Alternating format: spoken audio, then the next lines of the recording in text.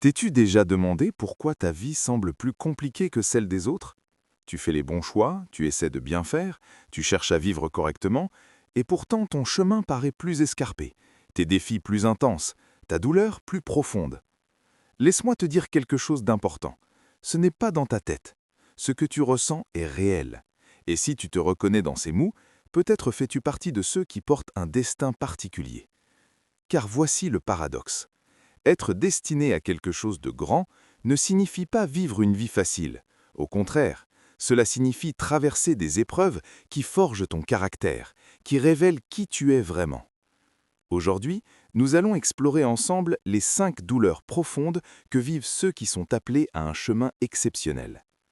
Partie 1. Le poids du rejet. Le rejet arrive sans prévenir. Un jour, des personnes marchent à tes côtés, le lendemain, elles disparaissent. Tu cherches tes erreurs, tu te remets en question, mais souvent tu ne trouves rien de concret. La vérité, ce n'est pas toi qui as changé, c'est ta lumière qui s'est intensifiée. Pourquoi le rejet arrive? Quand tu évolues spirituellement, tu dégages une présence différente. Sans même dire un mot, tu deviens un miroir pour les autres. Ton authenticité leur rappelle ce qu'ils évitent d'affronter en eux-mêmes. Alors, plutôt que de faire face à leur propre transformation, ils prennent leur distance. Pas par méchanceté, mais par inconfort. Le rejet est une protection divine. Écoute bien ceci. Toutes les personnes qui t'entourent aujourd'hui ne peuvent pas t'accompagner vers ta destinée. Certaines relations t'alourdiraient, te retiendraient, t'empêcheraient d'avancer. Quand quelqu'un s'éloigne, ce n'est pas toujours une perte, c'est parfois une libération déguisée. L'univers fait de la place pour ceux qui sont vraiment alignés avec ton chemin. Le message clé, ne cours pas après ceux qui sont partis. Bénis-les, libère-les et fais confiance au processus. Partie 2. La solitude profonde. Une solitude différente.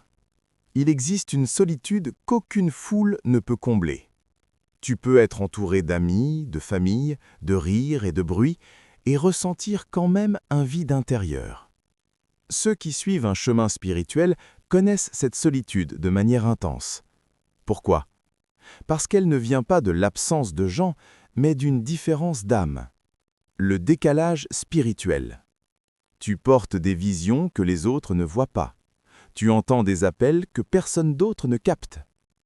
Tu penses en termes de mission, tandis que ton entourage pense en termes de confort. Alors, même quand tu partages ce qui brûle en toi, tu es accueilli par des regards vides, des hochements polis, ou pire, du jugement. Tu aimes les gens, mais tu ne peux pas marcher dans leur direction. Ils recherchent le succès, toi tu cherches le sens.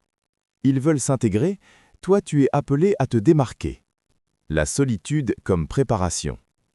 Cette solitude n'est pas un accident, elle est intentionnelle. Pense aux grands prophètes et leaders spirituels. Moïse a été appelé dans le désert, loin du bruit de l'Égypte. Jésus se retirait régulièrement dans des lieux isolés pour prier. C'est dans la solitude que les visions se téléchargent. C'est dans le silence que tes racines spirituelles plongent en profondeur. La promesse, tu ne marcheras pas toujours seul. Le moment venu, des âmes alignées entreront dans ta vie. En attendant, cette solitude te façonne, t'affine, te prépare. Ne la méprise pas. Le silence qui te blesse aujourd'hui deviendra le terreau où ta destinée grandira. Partie 3. Le combat intérieur. La bataille que personne ne voit. Chaque personne sur un chemin spirituel affronte une guerre interne. L'esprit contre la chair. L'âme contre l'ego. Tu veux prier, mais tu te sens épuisé. Tu veux méditer, mais ton esprit s'agite. Tu veux changer, mais les vieilles tentations reviennent encore et encore. Et là vient la culpabilité.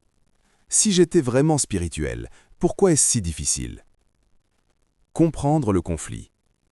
Même l'apôtre Paul a confessé « Je ne fais pas le bien que je veux, mais le mal que je ne veux pas ». La vérité, ceux qui sont appelés ressentent les tentations plus intensément, parce que les forces négatives connaissent ton potentiel. Si tu es appelé à parler, ton discours sera attaqué. Si tu es appelé à diriger, ton ego sera testé. Si tu es appelé à aimer, ton cœur sera brisé, puis reconstruit. Le conflit est une preuve de vie. L'absence de lutte intérieure n'est pas toujours un signe de force. Parfois, cela signifie abandon, résignation.